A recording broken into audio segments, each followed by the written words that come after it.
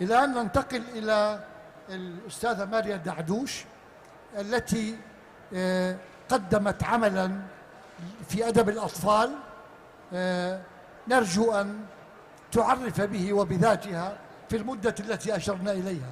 تفضل. مساء الخير جميعا للحضور وللسادة. مسموع صوتي؟ سوف أعتمد عليك في إشارة النهاية، لا أستطيع أن أقدر ل5 دقائق، بكل رحابة صدر أخبرني وأتوقف. أنا ماريا دعدوش، درست الكتابة الإبداعية بجامعة لوس أنجلوس. الحمد لله حصلت على عدة جوائز، كتارة وخليفة تربوية وجائزة شومان، هلا توجنا بجائزة زايد. روايتي التي قدمتها لجائزة الشيخ زايد تدعى لغز الكرة الزجاجية. هي عبارة عن مغامرة بسيطة تجري في الصحراء العربية. أبطالها طفلين، ولد وبنت بعمر 10 أو 11 تقريبا، مختلفين من كل النواحي. بالصدفة يستمعان لمؤامرة تكاد ضد الحياة الإيكولوجية بالصحراء، ويقررا إحباط هذه المؤامرة. تشبه هذه المغامرة مغامرات كثيرة نشاهدها على التلفزيون ونقرأها في الكتب، لكن ربما ما أعطاها التميز هو بالإضافة لسرعة إيقاع الأحداث والفكاهة الشديدة التي دائما أحرص أن أنشرها في كتبي كي تصبح جذابة للأطفال. ربما ما أعطاها تميز هو بعض محاور العمق التي أضافت عمقا لهذه الرواية. أهمها ربما بنظري هو تقبل الآخر، لأن البطل هو ولد وصديقته هي بنت. هو عربي الملامح والاسم والأهل والملابس والأصحاب، يذهب إلى المدرسة، يكمل يومه على الفيديو جيمز، لا يحب أن يغادر مساحته الآمنة، يشبه كل أطفالنا، لا يريد أن يتحرك من خلف الشاشة، له نفس الأصحاب ونفس المدرسة، حياته روتينية بالعكس تماما من بطلة الرواية التي هي صحيح أنها والدها عربي، ولكن والدتها من أمريكا اللاتينية وملامحها أمريكا اللاتينية. كتبت أن شعرها يشبه حبال الصوف، وتلبس الملابس الشديدة التلون.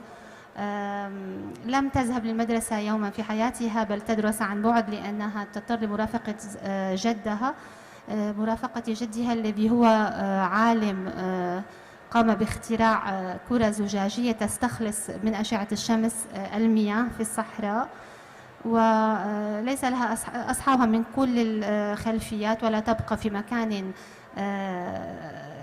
في نفس المكان لأكثر من فترات قليلة. وضعت الظروف هذين الاثنين على متن قطار في رحلة نحو قلب الصحراء إلى حفل سوف يجري فيه تكريم الجدين بسبب خدماتهم للوطن.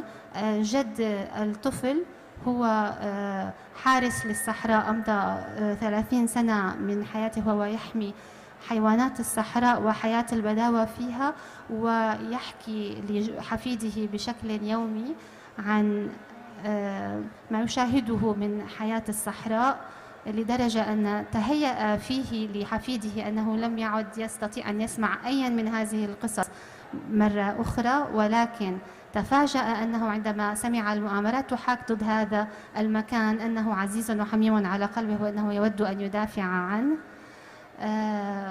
بينما الفتاة تتجه مع جدها الذي سوف يجري تكريمه لأنه اخترع هذا الاختراع في الطاقة المستدامة. بعض الأشياء التي أحببت أيضا أن أضمنها، على فكرة هم ابتدأ يعتقدان أنهما مختلفين جدا. عندما اكتشفا أنهما يرافقان جديهما إلى نفس المكان، سألته صوفيا البطلة لغسان، قالت: أتساءل كم من الأشياء الأخرى المشتركة سوف نجد بيننا. فأجابها: أعدك أن هذين الشيئين الوحيدين اللذين سنجدهما مشتركين بيننا. بعد ذلك تطورت العلاقة بينهما إلى أن وثق كل منهما بالآخر على حياته، وفدى كل منهما حياة الآخر بنفسه، وبأعجوبة نجا الاثنان من المؤامرة. شكرا شكرا لكم. يعني أشكر الأستاذة ماريا على مجهودها في محاولة عرض هذا الكتاب، ولكن الحقيقة أن الكتاب عندما تقرؤونه ستجدون لغة رائقة تتعامل مع الطفولة بذكاء لغوي ممتاز، وتجدون أيضا بنية سردية متقنة قائمة على التعامل مع خيال الطفل، وفي الوقت نفسه ستجدون أن الكتاب لا يخلو من رسالة محكمة خبئت في ثنايا القصة، ولم تكن رسالة وعظية تقوم على تلقين الطفل ما يود المؤلف أن يقوله له، بل على الطفل أن يسعى إلى فك رموز هذه الحكاية البسيطة واستكناء أبعادها وفهمها والاستمتاع بها. شكرا أستاذة ماريا، والشكر موصول لكم جميعا، والتهنئة للفائزين، وإنما التهنئات للأكفاء. شكرا لكم جميعا، وإلى اللقاء إن شاء الله في الأعوام القادمة. والآن أتمنى من الزميلات والزملاء الفائزين أن يتفضلوا لالتقاط صورة جماعية.